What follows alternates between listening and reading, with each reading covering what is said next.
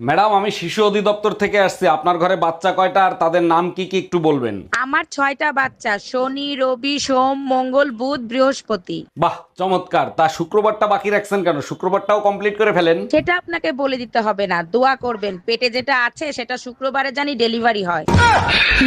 এই কই তুমি, এক গ্লাস পানি দাও তো, আজ 4-5 দিন ধরে বুকে ব্যথা করতেছে। 4-5 দিন ধরে তোমার বুকে ব্যথা করতেছে আর আজকে তুমি আমারে বলতিছো 1 মিনিট দাঁড়াও। আরে ডাক্তারের ফোন দেয়া লাগবে না, গ্যাসের ব্যথা এমনি এমনি ঠিক হয়ে যাবে। হ্যালো ইন্স্যুরেন্স কোম্পানি, শিগগিরই বাসায় আসেন, 50 লাখ টাকার একটা লাইফ ইন্স্যুরেন্স করাবো।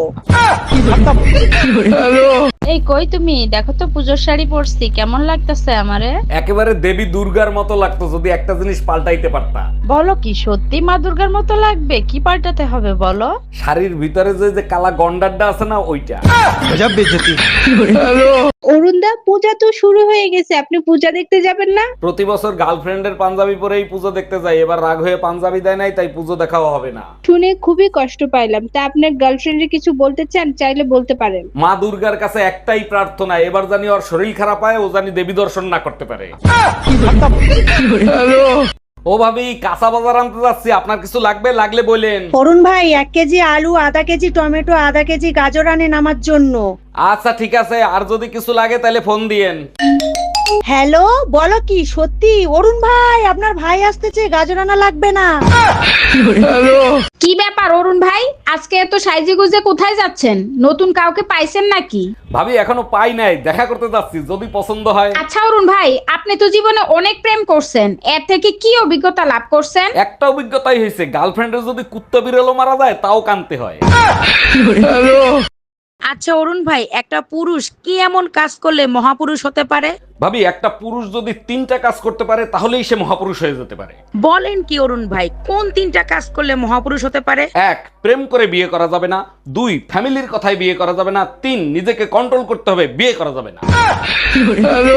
কি হয়েছে অরুণদা, আপনি না দুর্গাপূজার চাঁদা আনতে গেছিলেন, তা মারধর খেয়ে আসলেন কোথা থেকে? আর বৌদি বলেন না, একবারই দুর্গাপূজার চাঁদা আনতে গেছি, তারা আমারে ভুল বুঝা উড়ো দুরা পিটাইছে। ভুল বুঝে পিটাইছে? কি হয়েছে একটু খুলে বলেন তো। যে মহিলার কাছে দুর্গাপূজার চাঁদা আনতে গেছি, সেই মহিলার নাম দুর্গা আর তার 2 মেয়ের নাম পূজা আর চাঁদা। একটা বুইড়া খাটাসে বিয়ে করে জীবনটারে তেজপাতা বানাই ফেলছি।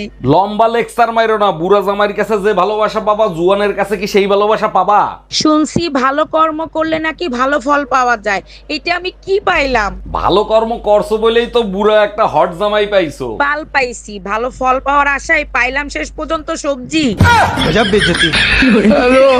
অরুণ ভাই, বুড়ো বয়সে একটা কোসি মেয়েরে বিয়ে করছেন, তা মেয়ে আপনারে কি দেখে পছন্দ করছে? আরে ভাবি, আপনি তো জানেন আজকালকার মেয়েরা বুড়ো মানুষ পছন্দ করে, কারণ বুড়ো মানুষের দম অল্পতে শেষ হয় না। সবই তো ঠিক আছে, দেখেন দম ফুরায় গেলে আবার পলায়না চলে যায়।